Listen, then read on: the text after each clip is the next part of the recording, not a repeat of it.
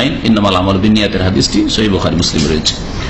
নিয়ত সম্পর্কে এর আগে অনেকবারই বলেছে, অনেক নতুন ভাইরা আছে, যেন দু একটি কথা আরো বলে দিই। নিয়ত কখনো পড়বেন না, তাতে আপনি বিদাত দিয়ে আপনার আমল শুরু করবেন। আর বিদাত দিয়ে কোনো কাজ শুরু করলে, নবীর তরিকা ছাড়া অন্য কোন তরিকা দিয়ে কাজ শুরু করলে সেই কাজ কবুল হওয়ার আশা কখনো করিয়েন না। নবী করিম সাল্লাল্লাহু আলাইহি ওয়াসাল্লাম প্রসিদ্ধ হাদিস, মান আমিলা আমালান লাইসা আলাইহি আমরুনা ফাহুয়া, যে ব্যক্তি এমন কোন আমল করবে, কাজ করলে, নামাজটা পড়লেন, কিন্তু লাইসা আলাইহি আমরুনা, আমার নির্দেশ অনুযায়ী হলো না, আমার তরিকা অনুযায়ী হলো না, তাহলে সেটা কি? সেটা হচ্ছে মরদুদ, রিজেক্টেড, প্রত্যাখ্যাত, ছুড়ে ফেলে দেওয়া হবে আপনার মুখে।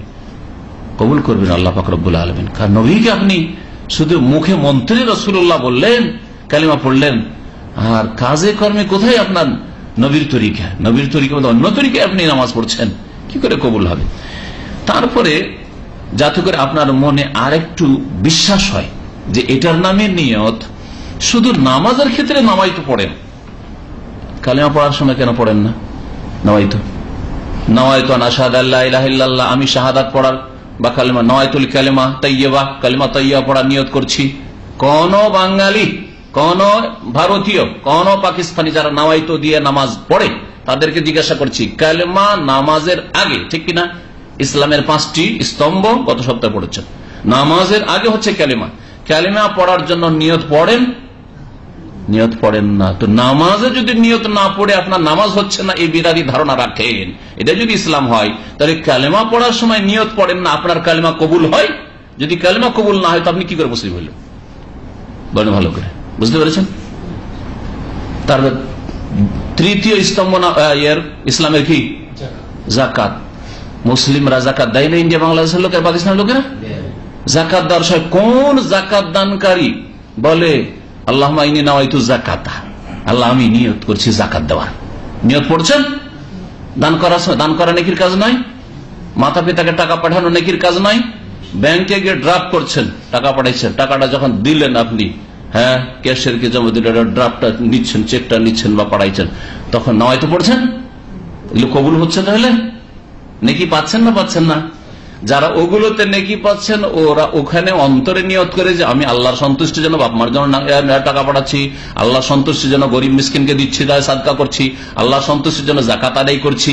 অন্তরে নিয়ত করে যখন যাকাত আদায় হচ্ছে, মাতা পিতার সেবা হয়ে যাচ্ছে, সাদকা করা হচ্ছে, তেমনই অন্তরে নিয়ত করে নামাজ হবে।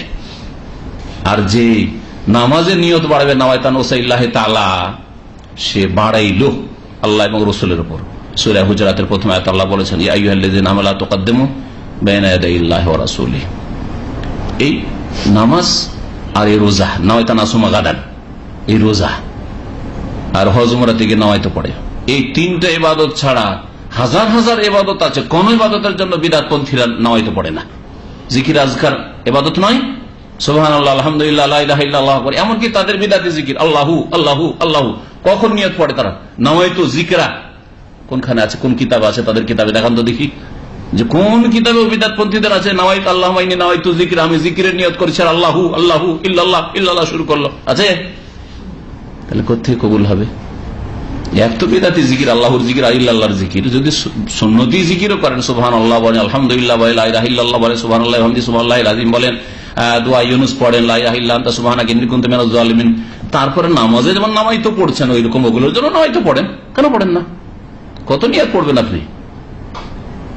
আল্লাহ পাক যেন বুঝার তৌফিক দান করেন, আর আল্লাহ পাক যেন আমাদের হিদায়াত দান করেন।